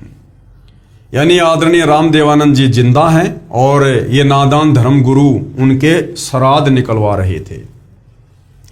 जब कभी फसल अच्छी नहीं होती या कोई घर का सदस्य बीमार हो जाता तो अपने पुरोहित यानी गुरुजी से कारण पूछते तो वह कहा करता था कि हरद्वारी वो पितर बना हुआ है, वो तुम्हें दुखी कर रहा है, श्राद्धों के निकालने में कोई अशुद्धि रही है, अब की बार सारी क्रिया मैं स्वयं आकर अपने हाथों से करूंगा। पहले मुझे समय नहीं मिलता था क्योंकि एक ही दिन में कई कई जगह श्राद्ध क्रियाएं करने जाना पड़ा, इसलिए बच्चे को भेजा था। तब तक कुछ भेंट चढ़ाओ ताकि उसे शांत किया जाए। तब उसे 21 या 51 रुपए जो भी कहता था डरते भेंट किया करते थे। फिर श्राद्धों के समय गुरुजी स्वयं श्राद्ध करते थे। तब मैंने कहा माता जी अब तो छोड़ दो इस गीता जी विरुद्ध साधना को, नहीं तो आप भी प्रेत बनोगी। गीता अध्याय 9 श्लोक 25 सुनाया। तब वह बुढ़िया कहने लगी गीता जी मैं भी पढ़ती हूं। तो सतगुरु रामपाल जी ने कहा आपने पढ़ा है समझा नहीं है, आगे से तो बंद कर दो इस साधना को, यानी अब तो ये श्राद्ध निकालना बंद कर दो। तुम्हारे सामने व्यक्ति जिंदा है और तुम इन भ्रमित धर्मगुरुओं के कहने पर शास्त्र विरुद्ध साधना कर रही हो, जिंदे के तुम श्राद्ध निकाल रही हो। तो बुढ़िया ने उत्तर दिया ना भाई कैसे छोड़ दूं श्राद्ध निकालना, ये तो सदियों पुरानी परंपरा है। हे पाठकों, ये दोष भोली आत्माओं का नहीं है, ये दोष मूर्ख गुरुओं का, नीम हकीमों का है, जिन्होंने अपने पवित्र शास्त्रों को समझे बिना मनमाना आचरण यानी पूजा का मार्ग बता दिया, जिस कारण न तो कोई कार्य सिद्ध होता है, ना परम गति तथा ना कोई सुख मिलता है। और इसका प्रमाण गीता जी अध्याय 16 श्लोक नंबर 23 और 24 कि हे अर्जुन, शास्त्र विधि को त्याग कर जो मनमाना आचरण करते हैं उनकी ना कोई परम गति होती है, ना उनको सिद्धि होती है, ना उनका कोई कार्य सिद्ध होता है। अब आगे हिंदू समाज के श्रद्धालुओं ने जनता की अदालत में कबीर जी के वकील सतगुरु रामपाल जी से अध्यात्म में रुचि लेते हुए और क्या सवाल किया। यदि किसी के माता पिता भूखे हों, वे दिखाई देकर कहें तो वह पुत्र नहीं जो उनकी इच्छा पूरी ना करे। तो कबीर जी के वकील सतगुरु रामपाल जी ने क्या कहा, शंका समाधान। यदि किसी का बच्चा कुएं में गिरा हो वह तो चिल्लाएगा कि मुझे बचा लो, पिताजी आ जाओ मैं मर रहा हूं। वह पिता मूर्ख होगा जो भावुक होकर कुएं में छलांग लगाकर बच्चे को बचाने की कोशिश करके स्वयं भी डूबकर मर जाएगा। तो क्या विधि अपनानी चाहिए, बच्चे को भी नहीं बचा पाएगा, उसको चाहिए कि लंबी रस्सी का प्रबंध करे, फिर उस कुएं में छोड़े, बच्चा उसे पकड़ ले, फिर बाहर खींचकर बच्चे को कुएं से निकाले। इसी प्रकार शास्त्र विधि त्याग कर मनमाना आचरण पूजा करके जो पितर बन चुके हैं, संतान को भी वो पितर बनाने के लिए पुकार रहे हैं कि हमारे श्राद्ध निकालो और तुम भी मरने के बाद हमारे जैसे दुखी हो जाओ, पितर बन जाओ। तो समझदार व्यक्ति ने क्या करना चाहिए, तत्व ज्ञान को समझकर। अब तत्व ज्ञान को कैसे समझोगे, तत्वदर्शी सतगुरु रामपाल जी के सत्संग सुनकर, उनके द्वारा लिखी गई पुस्तकों को पढ़कर जो आपको पढ़ाई जा रही है। तत्व ज्ञान को समझकर अपना कल्याण कराएं तथा मुझदास यानी सतगुरु रामपाल जी अपने लिए कह रहे हैं कि मेरे पास परमेश्वर कबीर बंदी छोड़ की प्रदान की हुई वह विधि है जो साधक यानी भगत का तो कल्याण करेगी ही, उसके पितरों की भी पितर योनि छूटकर मानव जन्म प्राप्त होगा तथा भक्ति युग में जन्म होकर सत्य भक्ति करके 1 या 2 जन्म में पूर्ण मोक्ष प्राप्त करेंगे। अब आगे क्या कह रहे हैं गुरुदेव, विचार करो। जैसा कि उपरोक्त रुचि ऋषि की कथा में पितर डर रहे हैं कि यदि हमारे श्राद्ध नहीं किए गए तो हम पतन को प्राप्त होंगे, अर्थात हमारा पतन यानी मृत्यु हो जाएगी। अब उनको पितर योनि जो अत्यंत कष्टमय है, अच्छी लग रही है, उसे त्यागना नहीं चाह रहे। ये तो वही वाली बात है कि एक समय एक ऋषि को अपने भविष्य के जन्म का ज्ञान हुआ। उसने अपने पुत्रों को बताया कि मेरा अगला जन्म अमुक व्यक्ति के घर एक सूअरी से होगा, मैं सूअर का जन्म पाऊंगा। उस सूअरी के गले में गांठ है, ये उसकी पहचान है, उसके पेट से मेरा जन्म होगा। मेरी पहचान ये होगी कि मेरे सिर पर गांठ होगी जो दूर से दिखाई देगी। मेरे बच्चों, उस व्यक्ति से मुझे मोल ले लेना तथा मुझे मार देना। जो ऋषि था उसको भविष्य दिखाई देता था, अगला जन्म उसको दिखाई दे गया। उस समय वो मनुष्य शरीर में था। अब देखो, वो शास्त्र विरुद्ध साधना कर रहा था। भले वो ऋषि था, भगत था, लेकिन विधि शास्त्रों के विरुद्ध थी, जिस कारण से अगले जन्म में उसको पशु योनि में जाना था। और उसको पता भी चल गया, लेकिन फिर भी वो अपनी साधना को ठीक नहीं कर पाया। क्यों? क्योंकि तत्वदर्शी संत के बिना हम शास्त्र अनुकूल साधना कर ही नहीं सकते। तो उसका दुर्भाग्य था जो उस समय उसको तत्वदर्शी संत नहीं मिला। तो उसने अपना अगला जन्म देख लिया कि मैं तो सूअर बनूंगा। और उसने सोचा, भैया मनुष्य जन्म में तो हर प्रकार से मौज है, और सूअर बनूंगा तो भैया मैं तो बड़ा कष्ट उठाऊंगा मैं। तो उसने अपने बच्चों से क्या कहा कि बच्चों, ऐसे ऐसे मरने के बाद फला फला जगह एक व्यक्ति के पास में जो सूअर है वहां पर मेरा जन्म होगा, और ये मेरी पहचान होगी। और बच्चों, तुम एक काम करना, तुम उस बच्चे को, उस व्यक्ति को कुछ पैसे दे के मोल ले लेना, और उसके बाद तुम मेरी हत्या कर देना, ताकि मैं आगे कोई कष्ट सूअर योनि में ना उठा पाऊं। और अपने बच्चों को उसने बिल्कुल टाइट कर दिया कि देखो बच्चों, तुम भावनाओं में मत बह जाना, 150 रुपए का लालच मत कर देना, नहीं तो मैं बहुत दुखी रहूंगा। तुम अवश्य मुझे मोल लेकर और मेरी हत्या कर देना।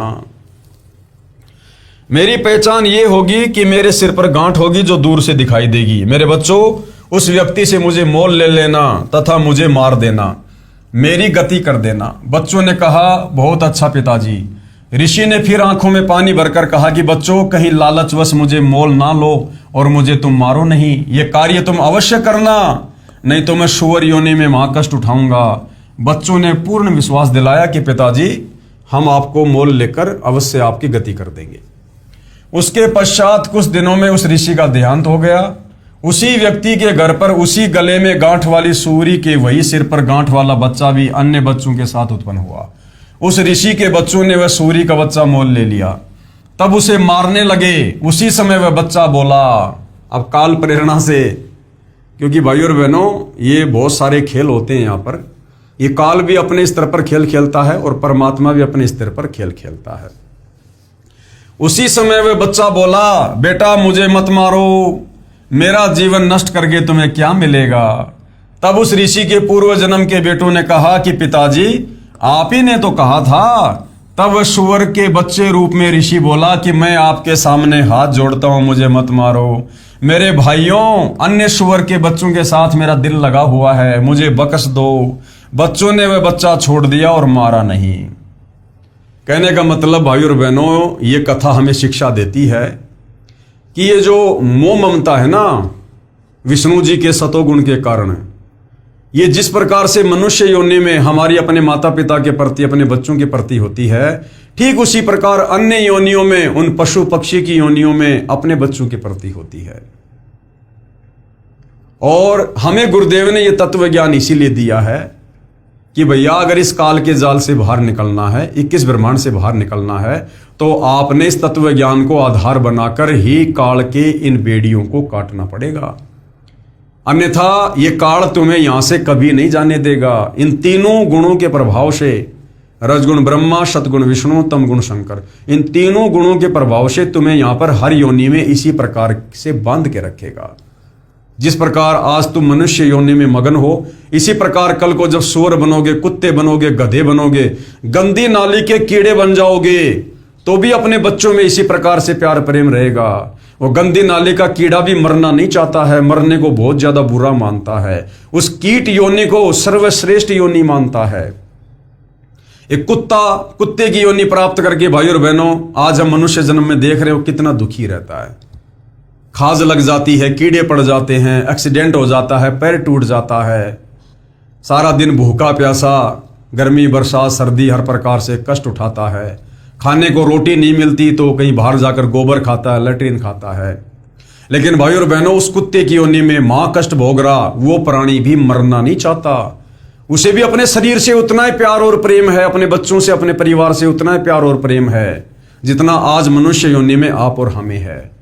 तो यदि ये तत्व ज्ञान प्राप्त करके सतगुरु रामपाल जी से यदि हमने इस मोह माया के बंधन को नहीं काटा, विचार विमर्श करके, भक्ति करके, तो भला भगत होकर उस कुत्ते में और हमारे में क्या अंतर रह जाएगा यदि हमने तत्वदर्शी संत की शरण प्राप्त करके मोक्ष प्राप्त नहीं किया तो। मुझे बख्श दो, बच्चों ने वह बच्चा छोड़ दिया और मारा नहीं। इस प्रकार ये जीव जिस भी योनि में उत्पन्न हो जाता है उसे त्यागना नहीं चाहता, जबकि ये शरीर एक दिन सबका जाएगा। इसलिए भावुकता में न बहकर विवेक से कार्य करना चाहिए। गुरुदेव कह रहे हैं हमने भावुकता में नहीं बहना चाहिए। ये बेटा बेटी, माता पिता, कार कोठी, पोता पोती, असंख्य जन्म हो गए हमें प्राप्त होते हुए। मनुष्य शरीर में थे तब भी वो हमें बहुत प्यारे लगा करते थे। हम उन्हीं की व्यवस्थाओं में दिन रात लगे रहते थे, दुनिया भर का कष्ट उठाया करते थे। लेकिन क्या आज वो पोता पोती, बेटा बेटी, कार कोठी हमारे साथ में है? विचार करो, मैं पवन दास, मैं पिछले जन्म में इंदिरा गांधी के शरीर में था और इंदिरा गांधी के शरीर में मुझे सारी व्यवस्था प्राप्त थी और इंदिरा गांधी का परिवार आज भी चल रहा है। बहुत ज्यादा संपत्ति है उनके पास में। वो संपत्ति दी किसने? उस जन्म में इस पवन दास ने दी।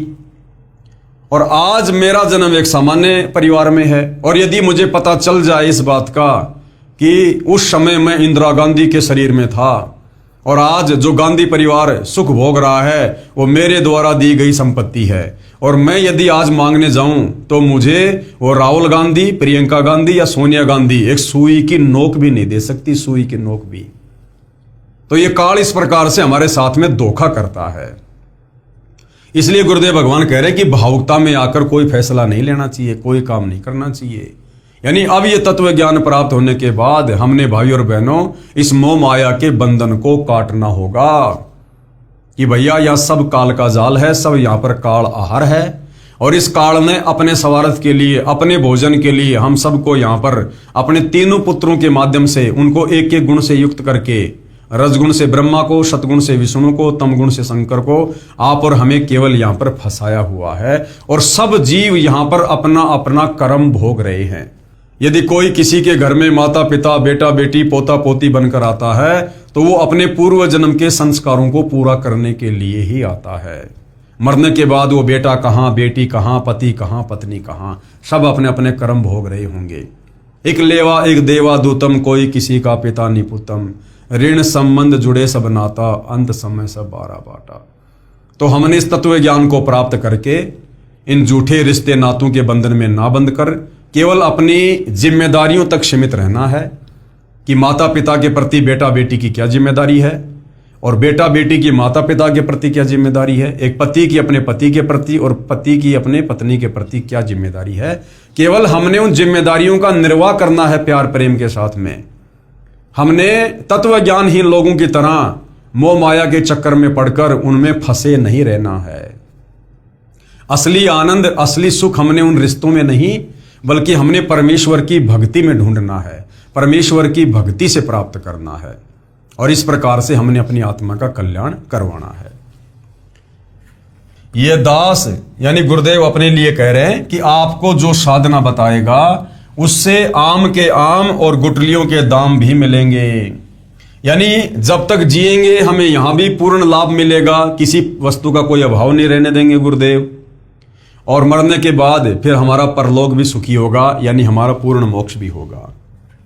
इसी विष्णु पुराण में तीसरे अंश के अध्याय 15 श्लोक 55 और 56 पर पेज नंबर 213 पर लिखा है कि आरव ऋषि सगर राजा को बता रहा है, हे राजन, श्राद्ध करने वाले पुरुष से पितृगण, विश्वदेवगण आदि सर्व संतुष्ट हो जाते हैं। हे भूपाल, पितृगण का आधार चंद्रमा है और चंद्रमा का आधार योग यानी शास्त्र अनुकूल भक्ति है। इसलिए श्राद्ध में योगी जन यानी तत्व ज्ञान अनुसार, शास्त्र विधि अनुसार साधक जन को अवश्य बुलाएं।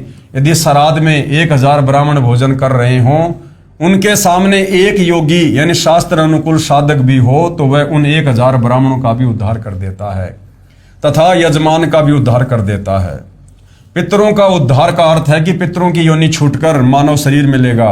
यजमान तथा ब्राह्मणों के उद्धार से तात्पर्य है कि उनको सत्य साधना का उपदेश करके मोक्ष का अधिकारी बनाएगा। पेश है प्रमाण के लिए श्री विष्णु पुराण के तीसरे अंश के अध्याय 15 श्लोक 55-56 की फोटोकॉपी देखिएगा।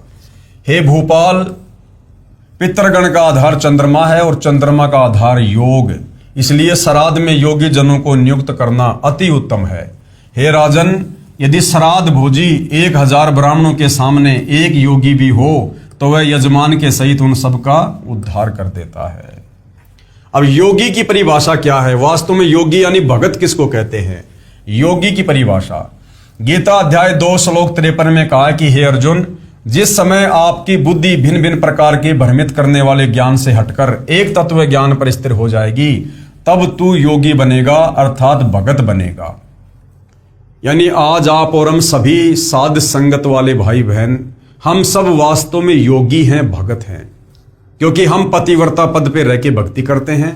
हमने अपने पूज्य गुरुदेव भगवान को पहचान लिया, जान लिया और हम अपना इष्ट मानकर परमेश्वर रूप में उनकी पूजा कर रहे हैं। अब हमें कोई भक्ति और भगवान के नाम पर भ्रमित नहीं कर सकता कि वो भगवान है, वो भगवान होगा, नहीं। उसको कहते हैं वास्तव में योगी, जो तरह तरह के भ्रमित करने वाली बातों से हटकर एक अपने परमपिता परमेश्वर को पहचान कर विश्वास के साथ उसकी भक्ति करे, उसको कहते हैं योगी। योग का प्राप्त होगा भावार्थ है कि तत्व ज्ञान आधार से साधना करने वाला ही मोक्ष का अधिकारी बनता है। उसी में नाम साधना यानी भक्ति का धन होता है, वह राम नाम की कमाई का धनी होता है।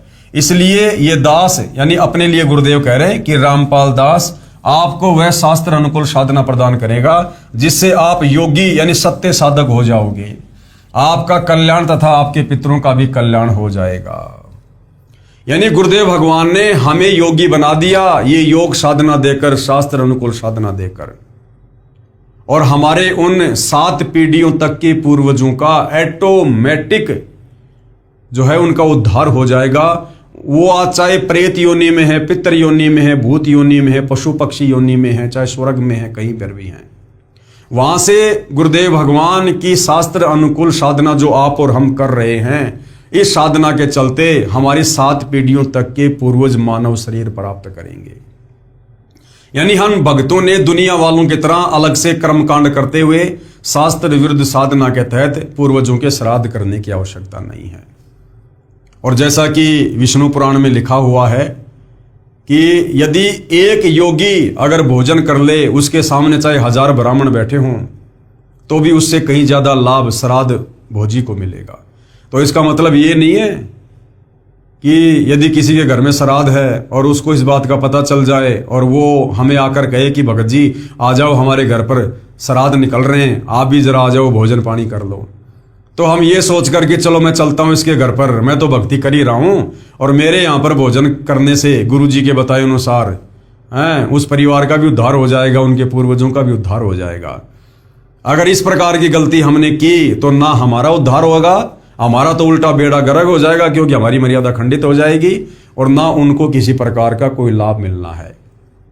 ये गुरुदेव भगवान ने जो उनकी शरण में आ जाता है, जो भगत बन जाता है, परमात्मा उस भगत को योगी बना देता है और अपने गुरु के द्वारा बताई गई साधना मर्यादा में रहकर करने के चलते उस भगत के पूर्वजों का ऑटोमेटिक उद्धार हो जाता है। जैसा कि विष्णु पुराण तीसरे अंश अध्याय 15 श्लोक 13 से 17 पेज नंबर 210 पर लिखा है कि देवताओं के निमित्त श्राद्ध पूजा में अयुग्म संख्या 3, 5, 7, 9 की संख्या में ब्राह्मणों को एक साथ भोजन कराएं तथा उनका मुंह पूर्व की ओर बैठाकर भोजन कराएं तथा पितरों के लिए श्राद्ध पूजा करने के समय युग्म संख्या 2, 4, 6, 8 की संख्या में उत्तर की ओर मुंह करके बैठाएं तथा भोजन कराएं। विचार करने की बात यह कि इसी विष्णु पुराण इसी तीसरे अंश के अध्याय 15 में श्लोक 55-56 पर पेज नंबर 213 पर यह भी तो लिखा है कि एक योगी यानी शास्त्र अनुकूल सत्य साधना करने वाला अकेला ही पितरों तथा 1000 ब्राह्मणों तथा यजमान सहित सबका उद्धार कर देगा। क्यों ना हम एक योगी की खोज करें जिससे सर्व लाभ प्राप्त हो जाएगा। और वो एक योगी कौन है? वर्तमान में सतगुरु रामपाल जी, अर्थात गुरुदेव भगवान के कहने का मतलब है कि इतना ताम झाम करने की आवश्यकता नहीं है। दुनिया भर का भोजन बनाना, पंडितों को बुलाना, ये तामझाम करने की जरूरत नहीं है। आप सीधे सीधे तत्व ज्ञान को समझकर तत्वदर्शी संत से नाम उपदेश लो और मर्यादा में रहकर भक्ति करो। ऐसा करने से आपके पूर्वजों का ऑटोमेटिक उद्धार हो जाएगा। कबीर परमेश्वर जी ने कहा है कि एक साधे सब सदे, यानी एक को इष्ट मानकर पूजने से और सब साधे सब जाए। एक साधे सब सदे, एक तत्वदर्शी संत को अपना इष्ट मानकर उसके बताए अनुसार भक्ति करने से हमारी सर्व साधना सफल हो जाएगी। हमारे श्राद्ध भी आ जाएंगे, पिंडदान भी आ जाएंगे, देव पूजा भी आ जाएगी, सारी पूजा आ जाएगी। एक साधे सब सदे और सब साधे सब जाए। और यदि हमने सबकी अलग अलग पूजा करनी शुरू कर दी, शास्त्र विरुद्ध साधना शुरू कर दी, तो हमारा सर्व नाश हो जाएगा। और माली सींचे मूल को फले फूले आगाए। जिस प्रकार एक माली होता है जो बगीचा लगाता है, वो क्या करता है, वो पौधे की जड़ में पानी देता है, तो पौधे की जड़ को सींचने से पूरा पौधा अपने आप बड़ा हो जाता है। और यदि वो पौधे के अलग अलग भागों में पानी दे, उनके पत्तों में पानी डाले, टहनियों पे पानी डाले और जड़ में पानी ना डाले, तो क्या होगा, वो पौधा सूख जाएगा। तो हमने एक तत्वदर्शी संत को यानी अपने गुरु को अपना इष्ट मानकर पूजना होगा। उन्हीं के बताए अनुसार मर्यादा में रहकर शास्त्र अनुकूल साधना करनी होगी, धर्म कर्म करने होंगे, जिसके चलते हमारा भी उद्धार और हमारे पूर्वजों का भी उद्धार और आने वाली 101 पीढ़ियों का भी उद्धार। ये दास यानी अपने लिए गुरुदेव कह रहे हैं, ये दास रामपाल दास भी धार्मिक अनुष्ठान श्रद्धा से पूजा करता और कराता है, जिसके करने से साधक यानी भगत पितृभूत नहीं बनता, अपितु पूर्ण मोक्ष प्राप्त करता है। तथा जो पूर्वज गलत साधना शास्त्र विधि त्याग कर मनमाना आचरण अर्थात पूजा करके पितृ बने हुए हैं, उनका भी छुटकारा हो जाता है। यही प्रमाण इसी विष्णु पुराण पेज 209 पर इसी तीसरे अंश के अध्याय 14 श्लोक 20 से 31 में भी लिखा है कि जिसके पास श्राद्ध करने के लिए धन नहीं है, तो वह यह कहे, हे पितृगणों, आप मेरी भक्ति से तृप्ति लाभ प्राप्त करो, क्योंकि मेरे पास श्राद्ध करने के लिए धन नहीं है। कृपया पाठक जन विचार करें कि जब भक्ति यानी मंत्र जाप की कमाई से पितृ तृप्त हो जाते हैं, तो फिर अन्य कर्म कांड करने की क्या आवश्यकता है। ये सर्व प्रपंच ज्ञानहीन गुरु लोगों ने अपने उदर पोषण के लिए ही किया है, क्योंकि गीता अध्याय 4 श्लोक 33 में भी लिखा है कि द्रव्य यानी धन द्वारा किया यज्ञ धार्मिक अनुष्ठान से ज्ञान यज्ञ यानी तत्व ज्ञान आधार पर नाम जाप साधना श्रेष्ठ है। एक और विचारणीय विषय है कि विष्णु पुराण में पितृ व देव पूजने का आदेश एक ऋषि का है, तथा वेदों व गीता जी में पितरों व देवताओं की पूजा का निषेध है। जो आदेश ब्रह्म यानी काल रूपी ब्रह्म भगवान का है, यदि पुराणों के अनुसार साधना करते हैं तो प्रभु के आदेश की अवहेलना होती है, जिस कारण से साधक दंड का भागी होता है।